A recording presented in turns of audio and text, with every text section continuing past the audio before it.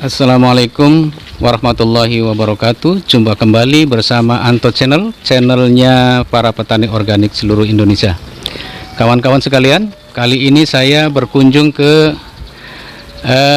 mitra tani ya, petani binaan saya, petani kunyit hitam binaan saya ya, yang ada di Pondok Cabe Cinangka, Pondok Cabe Sawangan, Depok, masih daerah Depok juga. Nah, ini greenhouse-nya mantap sekali. Ya, nah nih, petaninya nih, petani modern nih, petani milenial nih. Assalamualaikum warahmatullahi wabarakatuh. Iya, boleh ya kita wawancara nih, Pak Nasir? Ya, silakan Pak. Bismillahirrahmanirrahim. Kenalkan dulu, saya Anto dari Sawangan, Depok. Bapak juga Sawangan juga nih, masuknya ya? Ya, tetangga Pak ya. Ya, kenalkan dulu nih Pak Nasir nih. Ya. Assalamualaikum. Waalaikumsalam. Ini teman-teman, ini adalah teman saya, sekaligus mitra tani saya, binaan saya juga. Ini saya dalam rangka berkunjung nih ke kebunnya nih. Udah lama sebenarnya pengen ke sini, tapi baru kali ini saya baru sempat. Kebetulan beliau juga waktunya ada, jadi sekalian kita ketemu sekaligus bikin konten nih. Assalamualaikum Pak Nasir. Waalaikumsalam warahmatullahi wabarakatuh. Sedikit ada pertanyaan. Atau mungkin saya sini nggak berkelihatan kunyitnya nih, Mas. Boleh. Nah, ya tuh. Latar apa yang melatar belakangi Pak Nasir kok maunya berkecimpung dalam dunia pertanian, khususnya menanam kunyit hitam. Oh, sebelumnya kenalkan dulu Pak, nama, kemudian asalnya dari mana, profesi awalnya apa gitu. Baik, bismillahirrahmanirrahim. Assalamualaikum warahmatullahi wabarakatuh. Kenalkan, saya Nasir Tajang. Jadi berasal dari anak petani. Jadi itu yang terus menginspirasi untuk jadi petani. Walaupun perjalanannya untuk menjadi petani cukup panjang, jadi sempat menjadi tenaga profesional dan sampai sekarang. Jadi waktu-waktu luang saya pulang kantor, menjelang saya berangkat, kalau ada libur saya manfaatkan betul untuk bertani.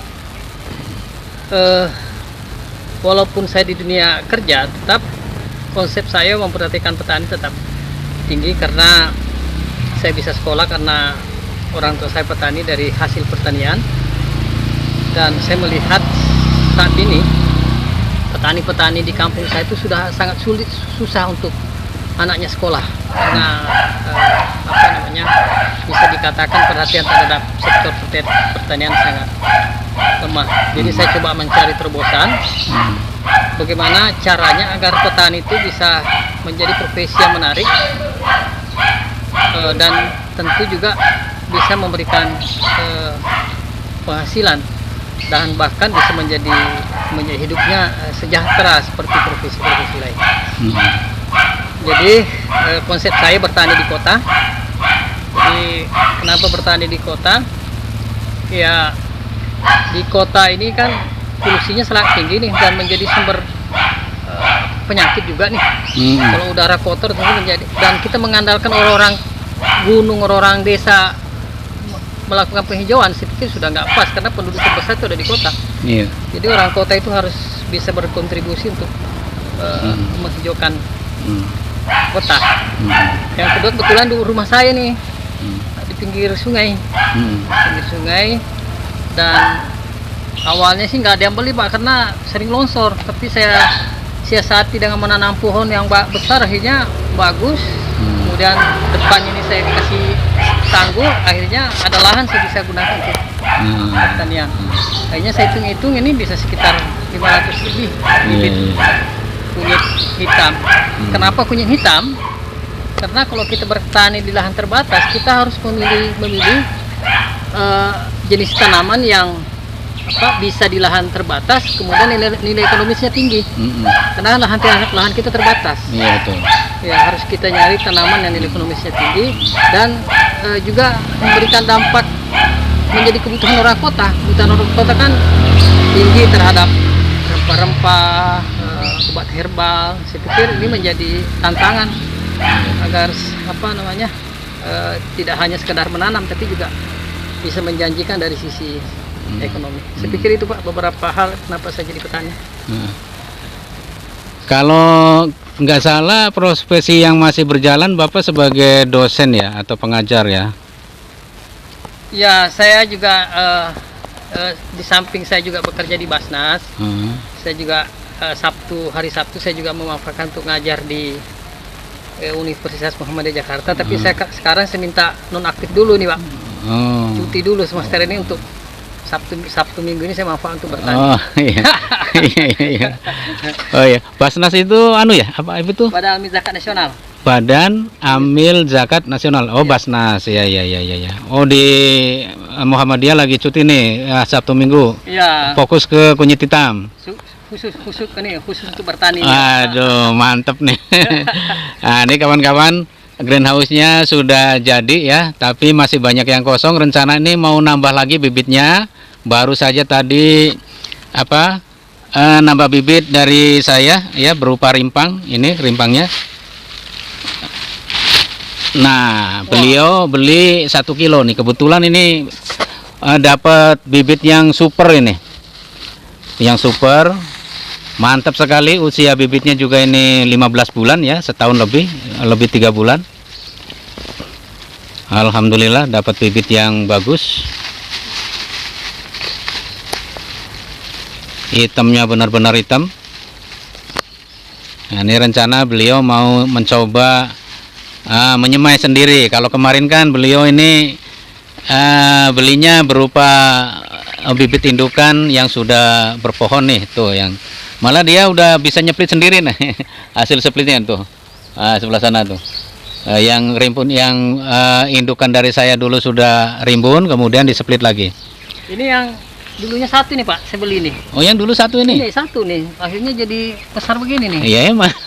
Tapi memang kelihatannya memang harus kena matahari. Ya, jadi memang. saya taruh di depan ini, yang saya taruh di belakang karena mataharinya kurang, ya agak mereka tinggi. Ini saya kena matahari ini bagus sekali nih. Jadi yang saya split Pak, yang memang yang kualitas begini. Yang bagus-bagus ya. Ya, yang kecil-kecil itu nggak saya.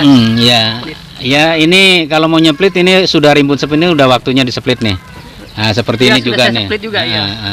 Kebetulan ini ada 2 rumpun yang belum ya. Ya, ini Pak mau tak ini supaya rimpang dipanen rimpangnya. Ya. Nah, boleh dah. Nanti setahun lagi dah. Biar penuh dulu tuh polybagnya. Sayang kan polybag besar. Kalau udah penuh polybagnya, kelihatannya nih makin subur nggak merangkas daunnya ya. Apa sebagian yang udah kuning dipotekin Pak? Ya, jadi strategi kita yang daun-daun yang udah tua memang langsung dipotong Pak, supaya untuk merangsang anakan yang baru. Ya. Jadi rimpangnya makin banyak. Supaya juga rimpangnya belajarnya juga di Bapak nih. Iya. Besar-besar gitu. Nah, ini kebetulan ini juga saya dapat dari kawan petani yang lain ya, binaan yang lain. Rimpangnya itu, nah Masya Allah nih, tuh lihat, super jumbo, kemudian rumpunya juga banyak sekali. Ini hampir 3 onan lebih nih. 3 onan lah, ada yang hampir setengah kilo saya timbang di rumah itu.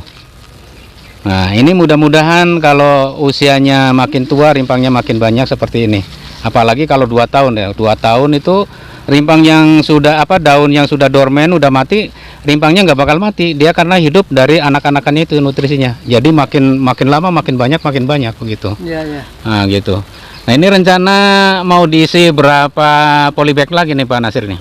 Ya, saya hitung itu mungkin lebih Pak, lebih 500. Ini aja sudah 500 ya? Ya udah 50. Jadi lantai bawah aja ini sekitar satu ini aja bisa 100 Pak. Ini 100. Ini satu blok ini? Iya. Ini 100, ini 200, 300, 400, belum atasnya Pak. Iya. Yang ada nih udah berapa polybag nih? Sudah 200 lebih. Dari dulu saya beli ke Bapak cuma 100. Oh, 100 ya. Sekarang udah 200. Udah beranak 2 kali lipat. Cuma berapa bulan tuh? Ya, sekitar 4 bulan. 4 bulanan tuh, ya kan? Bahkan ada yang ini yang belum saya split nih Pak, yang atas ini belum nih. Itu iya bener itu. Baru yang bagus saya split. Iya.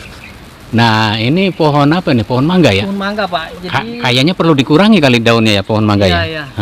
Tapi memang saya juga sempat baca di penelitian IPB. Jadi ada 3 lokasi untuk pembibitan ini. Yang pertama memang langsung kena matahari. Yang kedua hanya sedikit cahaya matahari. Yang ketiga di bawah daun-daunan. Ternyata yang paling subur itu yang Bawa daun-daunan. Iya. Oh. Bahwa daunan ya memang tidak apa namanya cahaya juga masih masuk juga tidak langsung kena Tidak matahari. terlalu banyak lah. Iya. Tapi ini kalau sudah ada paranet mah sudah aman sih. Udah aman Pak. Udah aman ya. Ini berapa persen nih paranetnya? 60% Pak. Oh 60. Ya, kenapa saya 60 karena ada daun-daunan Ada ini, Pak. daun iya benar. Ya. benar. Heeh. Ini pindah ke sini berapa bulan nih? Ini baru nih Pak. Oh baru ya? Baru sekitar seminggu mungkin ya. Oh waktu cerita nggak kena matahari taruhnya di mana waktu Saya itu? taruh di belakang rumah. Oh belakang rumah. Belakang rumah ada atapnya. Ada peranet cuma dindingnya kan tembok tuh. Heeh. Dan agak tinggi jadi matahari itu agak susah untuk Oh masuk. selalu kehalangan Iya, tembok. halangan tembok dan rumah-rumah Iya, belakang iya. rata-rata 2 lantai itu Pak. Tapi kalau di sini lebih banyak cahaya masuk malah ya Oh, udah ya. Ini kan Dari pagi-pagi sana- nih, pagi. Oh berarti ini Arah enggak. timur. Iya nggak Ya, perlu. ini langsung dari sana nih. Pohon berarti biarin aja ya daunnya. Iya, Nggak perlu ya, biarin iya, aja ya. iya. Nah, iya benar-benar.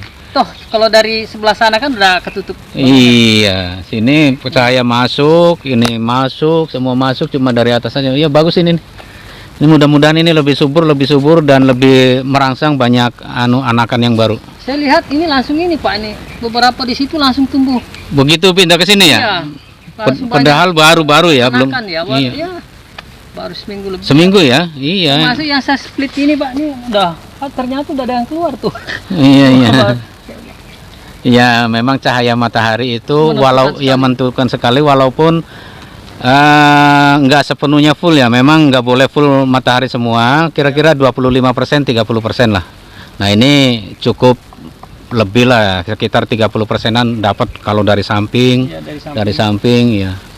Ya. Tapi memang awalnya karena awalnya itu nggak kena matahari banyak, pas saya keluarin saya sempat ngeliat ini kok. Layu dulu. Layu dulu. Nggak apa-apa Pak. Ya, jadi akhirnya karena saya lihat layu takutnya malah kebongkar, akhirnya saya ikat ini Pak. Saya Ya. potong daunnya, saya ikat. Iya benar. Ya, seger lagi Pak ini tuh. Iya itu udah benar itu. Iya. Perlakukan yang udah bener nih. Nah, ini murid saya yang cerdas nih. Nggak dikasih tahu sudah ngerti lah istilahnya. Ya karena memang dasarnya turunan petani. Petani.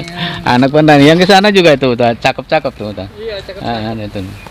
Mudah-mudahan kalau di sini nggak terlalu tinggi ya karena cahayanya sudah cukup banyak, jadi nggak terlalu langsing lah. Kalau di Iya. belakang kan kurang cahaya, jadi memang langsing-langsing. Kemudian ini ada juga pelajaran Pak. Ya. Jadi ini kan saya buat 2 lantai itu agak rendah Pak, jadi cuma 70.